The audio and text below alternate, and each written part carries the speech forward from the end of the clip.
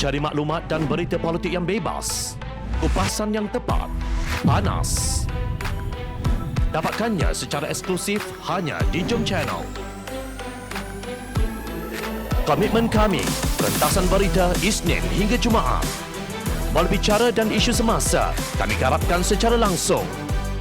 Panel-panel berkaliber dan profesional. Interaktif, pandangan anda kami raikan. Jangan lupa bersama kami di setiap hujung minggu dalam edisi khas mingguan. Jom Channel, moving forward, sharing a new experience.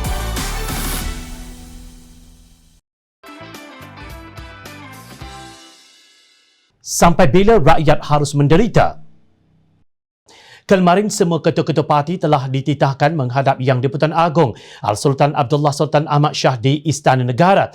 Turut bersama baginda dalam sesi menghadap Agong itu, Timbalan Yang di-Pertuan Agong Sultan Nazrin Muizzuddin Shah yang juga Sultan Perak. Menurut Pengerusi Pakatan Harapan Datuk Seri Anwar Ibrahim, Yang di-Pertuan Agong bertitah menasihatkan ahli parlimen bahawa negara ketiga ini dalam kemelut politik dan harus bersatu menghadapi malapetaka COVID-19 dan juga kemelisitan ekonomi.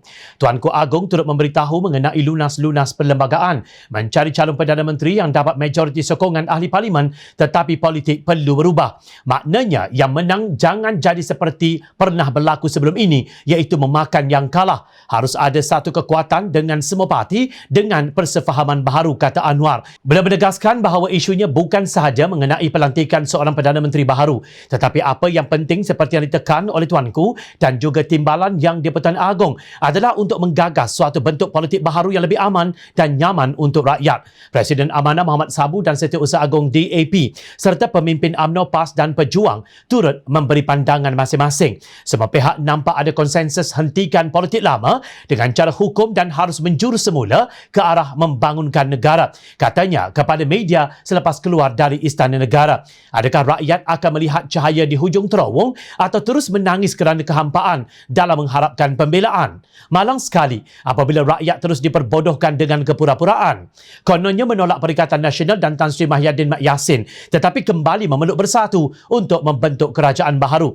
Jika nanti kerajaan terdiri daripada gerombolan yang sama, maka ia akan menjadi permulaan kepada hari-hari yang menyedihkan bagi rakyat Malaysia yang inginkan keadilan dalam demokrasi serta keluar dari cacamarba yang berlaku ekoran rampasan kuasa pada Februari tahun lalu.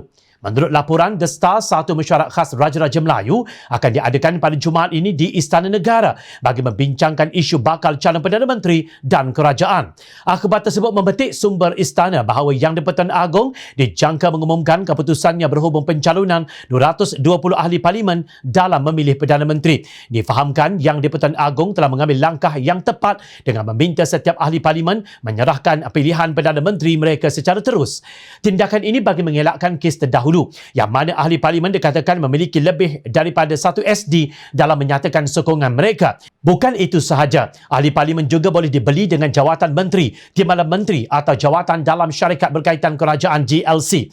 Sehingga ke hari ini, rakyat masih tertanya-tanya apa perlunya kabinet seramai 70 orang termasuk Tan Sri Mahyadin Yassin dan 3 duta khas Perdana Menteri bertaraf menteri yang langsung tidak berfungsi apa-apa. Semoga Allah Subhanahu Wa Taala mempermudahkan urusan duli-duli yang maha mulia Raja-Raja Melayu dalam memilih ahli parlimen yang tepat sebagai Perdana Menteri demi negara Malaysia tercinta. Rakyat menjunjung kasih daulat tuanku.